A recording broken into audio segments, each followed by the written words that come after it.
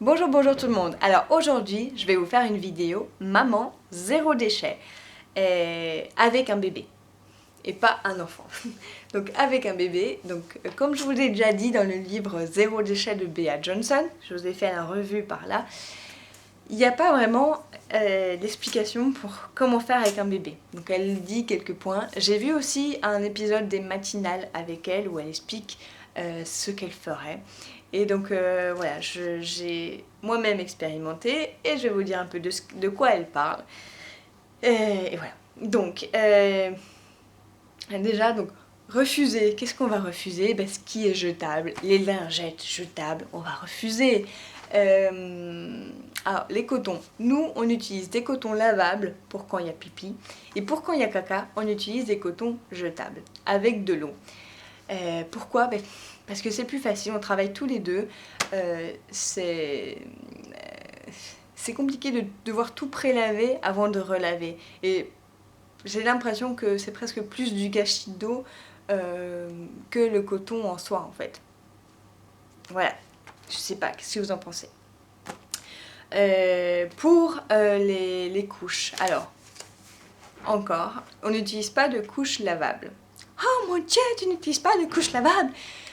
On utilise des couches écologiques qui ne sont pas biodégradables. Enfin, elles sont censées être il y a marqué biodégradables, mais elles ne sont pas biodégradables parce que les selles humaines ne sont pas Enfin, tu peux pas le mettre dans le compost, quoi. Compostable, pardon. Elles sont biodégradables, mais pas compostables. Donc on utilise ça. Alors pourquoi? Parce que je travaille, parce qu'on est une nounou et avec des assistantes maternelles, c'est compliqué parfois de demander de passer aux couches lavables. Et c'est déjà assez compliqué de trouver une nounou qui correspond déjà à tous nos critères. Si en plus il faut rajouter le critère de la couche lavable, c'est vraiment très compliqué.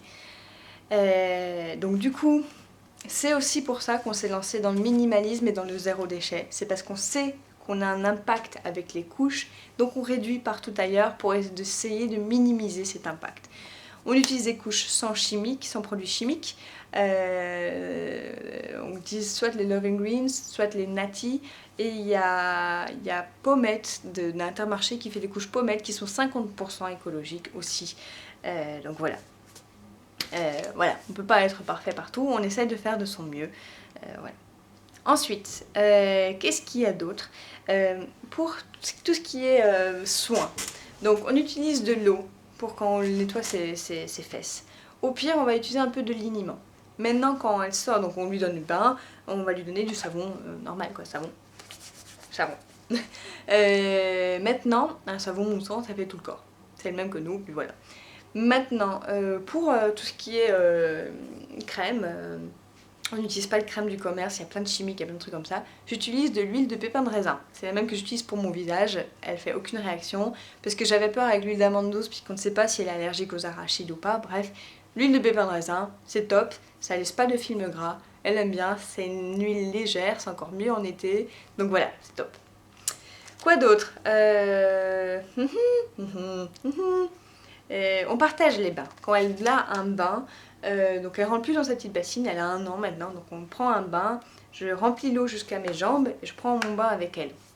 Après même parfois le papa continue puisqu'on est propre en soi, hein, c'est juste la sueur qu'il faut un petit peu enlever, mais l'eau du bain n'est pas contaminée, oh mon dieu, sauf si elle fait quelque chose dans l'eau, mais ça nous est arrivé une fois en 1 an. Ouh. Ensuite, oui, on espace les bains. Ah, vous allez me dire quoi? Alors, des fois on a du mal à lui donner un bain tous les 2 jours. Donc qu'est-ce qu'on fait? Tous les jours on la lave au gant de toilette. On va lui laver les mains, on va lui laver les genoux puisqu'elle rampe, le visage s'il y a besoin.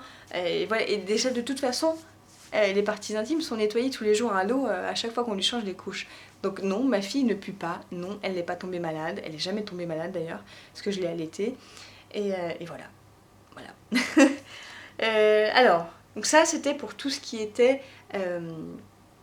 était soin. Maintenant justement, parlons manger, parlons bouffe. Et qu'est-ce qu'on fait? Je l'ai allaitée pendant 1 an, allaitement presque exclusif puisqu'à partir de 6 mois on a essayé de lui donner à manger, on a diversifié. J'ai préparé des petits plats, autant que faire se peut, autant que possible. Mais depuis que je travaille c'est un peu plus compliqué parce que les journées sont quand même bien remplies. Et j'ai pas encore réussi à trouver ma routine de préparation de plats du week-end pour préparer pour toute la semaine. aller congeler tout ça. Je travaille là-dessus, je veux m'améliorer. Mais maintenant, en ce moment, c'est compliqué, on est en été. Du coup, on mange que des salades et ma fille, elle mange pas beaucoup de salades. Les crudités, c'est pas trop son truc. Du coup, on achète des plats préparés. Oh mon Dieu, plats préparés. Et en plus, donc il y a des plats préparés en pot en verre. Sauf que ma fille a 1 an et elle veut des morceaux. Des vrais morceaux. Elle veut du vrai grain de riz, du vrai bout de poulet, du vrai grain de tout ce que tu veux. Et ça, on ne trouve pas en pot en verre, c'est en petite assiette plastique. Voilà, donc on essaie de limiter autant que faire se peut. Encore une fois. Donc, faut préparer à manger, donc c'est toute une organisation. Par contre, elle mange mes cookies, elle mange mon 4 quarts et elle mange des fruits. Elle adore les bananes. On lui donne comme ça, on donne pas de pommes-potes. Non, c'est pas recyclable. Donc voilà. Quoi d'autre? Ça, c'est à manger. Ah oui. On va parler dans les points noirs. Donc mon point noir à moi, c'est qu'on a des couches. Et il y a des plats préparés. Et aussi, c'est pas... Enfin, je ne trouve pas de lait en vrac pour bébé. Du coup, oui, elle boit encore du lait. Elle boit encore 500 ml de lait par jour. Du coup, on fait des déchets à ce niveau-là. Et pareil pour tous les laitages. On ne peut pas encore lui donner les laitages avec du vrai lait de vache non trafiqué pour bébé. Du coup, tous les laitages sont toujours en plastique. Ouais. Voilà. Si vous avez des astuces, dites-le moi. Voilà. Ensuite, pour tout ce qui est vêtements. Donc déjà, astuce numéro 1, réduire. Il n'y a pas besoin de 20 millions de vêtements. Déjà quand ils sont tout bébés, allez, avec 10 bodys et quelques machins, en été 10 bodys c'est suffisant, ou 2-3 robes c'est suffisant. Après l'hiver, oui, il faut des couches en plus, mais il n'y a pas besoin de 150 millions de vêtements. Des bodys, des leggings, des gilets, plus les pyjamas, et voilà, c'est tout. Ça salit, mais en même temps, les taches de lait partent très très facilement. Les taches de caca. Astuce taches de caca. De caca de nourrisson. Si ça part pas au lavage, mettez-le au soleil. Ça part aux UV. Essayez. Taches de sel caca, partent aux UV. Voilà. Quoi d'autre? Donc voilà, essayez d'avoir le moins de vêtements possible, puisque nous on a acheté tous nos vêtements en occasion, on en a reçu, mais sinon on a tout acheté en occasion. Autre point noir, la seule chose qu'on ne peut pas acheter en occasion pour les bébés, surtout ceux qui marchent, il n'y a que quand ils marchent qu'il faut en acheter d'ailleurs, ce sont les chaussures. Alors c'est très important d'acheter des chaussures neuves pour les bébés, puisque chaque chaussure prend une empreinte. Un bébé qui apprend à marcher n'a pas encore... ne doit pas être déstabilisé par l'empreinte d'un bébé qui marchait comme ça, par exemple. Si ton bébé marche comme ça, ou même s'il marche normalement. Si un bébé marchait comme ça va déséquilibrer ton bébé. Comprends? Et du coup, il faut vraiment une chaussure totalement nouvelle pour que lui-même crée son empreinte et qu'il apprenne à bien marcher, qu'il ne soit pas déstabilisé par quelqu'un d'autre. Par une chaussure d'occasion, c'est dommage. Il ne faut pas non plus 50 millions de paires de chaussures. Nous, elle a eu une paire de chaussures. Là, elle est devenue trop petite. On lui a acheté une deuxième. Voilà, il n'y a pas besoin de 3 paires de chaussures pour un bébé. Une suffit jusqu'à ce qu'elle soit trop petite. Ensuite, quoi d'autre? Je ne sais pas. C'est tout. Les jouets. Alors, nous, les jouets, au plus que possible, on a fait les marchés aux puces. Donc, on a pris des jouets, tout ce qui est jouets plastiques, entre guillemets, qu'on aimait bien, pour aller dans l'eau, etc. On les a achetés d'occasion. Ça vaut la peine, les marchés aux puces. À 1 € t'as un jouet, à 5 € t'as un jouet. Après pour les neufs, pour Noël, on a pris un maximum de jouets en tissu ou en bois. Les jouets en bois sont chiants parce que c'est à partir de 1 an ou 18 mois. Nous, même à 9 mois, on lui a pris les jouets en bois. On faisait juste attention qu'elle ne se tapait pas la tête avec. Voilà, c'est juste, faut juste faire attention. Mais voilà, on essaye de favoriser ce genre de jouets. Et surtout, utiliser les jeux du quotidien. Justement, les petites bouteilles de lait en plastique, on les a récupérées, on a mis des grains de riz à l'intérieur pour que ça fasse du bruit. C'est un peu Montessori, mais ça coûte pas cher et c'est ce qui l'amuse le plus.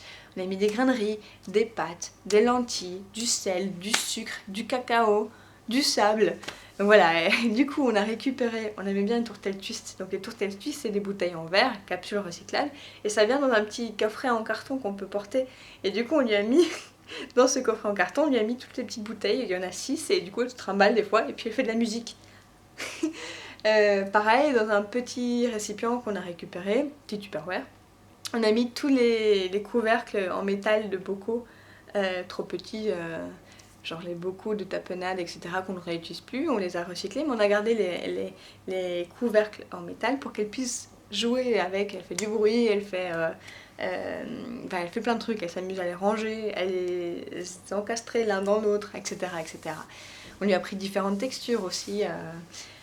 Voilà, bref. Mais on a récupéré surtout les couvercles des petits pots, Nestlé et Blédina et tout ça. Quoi d'autre? Qu'est-ce qu'on a d'autre comme jeu qu'on a fait nous-mêmes? Ma cousine a fait une boule Montessori en tissu, c'est pas mal aussi. Et voilà, je ne sais plus. Qu'est-ce qu'il y a d'autre? Et les objets du quotidien. Quand je fais des cookies par exemple, ben, je lui donne un plat en inox et je lui donne la spatule en bois et elle s'amuse avec. Même si elle le balance, ça va pas casser, ça fait du bruit, puis voilà. C'est marrant, ça lui donne envie de participer. Quand on a fini une machine, on sort le linge, elle nous donne, elle prend le linge de la manne à linge et nous le donne avec la pince à linge pour qu'on l'étende. Elle est géniale. Et c'est ça qui l'amuse le plus et en plus elle nous aide et elle aime ça. Donc voilà, pas besoin de se sacrifier en jouet. Faites-les participer dans les activités ménagères et ils vont adorer ça. Et en même temps, ça va peut-être pas vous économiser du temps au début, mais dans l'avenir, oui, parce qu'ils vont être habitués. Et voilà. Alors, donc, comme je disais, je me suis surtout lancée dans le minimalisme et dans le zéro déchet, justement en apprenant ma grossesse. Déjà, je voulais faire de la place pour le bébé. Petit à petit, j'y ai pris goût. Et zéro déchet parce que je savais qu'avec un bébé j'allais générer beaucoup de déchets et je voulais minimiser mon impact dans les autres domaines. Donc si vous voulez plus d'informations sur ça, je vous mets la playlist zéro déchet avec les vidéos sur comment réduire ses déchets dans la cuisine, dans la maison, en sortie, etc. Alors vous allez me dire, j'ai pas parlé d'une chose, j'ai pas parlé de l'HNI, c'est l'éducation par l'enfant. En fait, donc c'est le fait que on apprenne des signes à l'enfant, donc le signe de pipi, le signe de caca, et qu'à chaque fois qu'il fasse pipi, on le mette sur le pot. À chaque fois qu'il fasse caca, on le mette sur le pot, pour qu'il comprenne qu'il doit aller sur le pot pour y aller. Et en général, les enfants vont très vite sur le pot. À 1 an, ils sont déjà presque propres. À 1 an et demi, ils sont propres. Je n'ai pas fait ça. Déjà parce que laisser cul nu, après il faut tout nettoyer, on a un tapis, c'est compliqué. Et surtout parce que j'ai lu le livre, c'est ça je ferai sûrement aussi, hein, j'ai lu, quand j'aurai fini de le lire, c'est les 6 premières années qui comptent le plus pour un enfant, j'ai oublié comment ça s'appelle. Tout se joue avant 6 ans, c'est ça, tout se joue avant 6 ans. Et en gros, comment expliquer? Il disait que c'est pas bon psychologiquement de faire ça à un enfant parce qu'en fait il n'est pas encore prêt, il n'a pas encore les connexions de neurones pour comprendre, pour faire l'association pipi-pot et surtout pour gérer l'envie de faire retenir son envie de faire pipi ou caca. Et le fait de le mettre à chaque fois sur le pot, alors oui, il va comprendre que quand il doit faire pipi, il peut aller sur le pot, mais il va comprendre sur le moment. C'est comme quand un petit il lit un livre. Enfin, il lit un livre, il regarde les images, il connaît par cœur l'ordre du livre, mais il comprend pas ce qu'il fait. C'est exactement ça, c'est pareil, il comprend pas pourquoi il va là. Et en général, les enfants qui font, enfin, c'est ce qu'il dit dans son livre, en général, les enfants qui ont la chénie, enfin, qui ont fait la chénie, l'éducation par l'enfant, ils ont des rechutes vers 5-6 ans, parce que tout n'était pas fini psychologiquement, et du coup, ils refont pipi au lit, et parce qu'ils ont, c'est maintenant qu'ils réalisent, qu'ils comprenaient pas qu'il fallait aller au pot. Je sais pas comment vous expliquer. Et du coup, moi j'ai préféré attendre ce que tous les pédiatres font et nounous et péricultrices.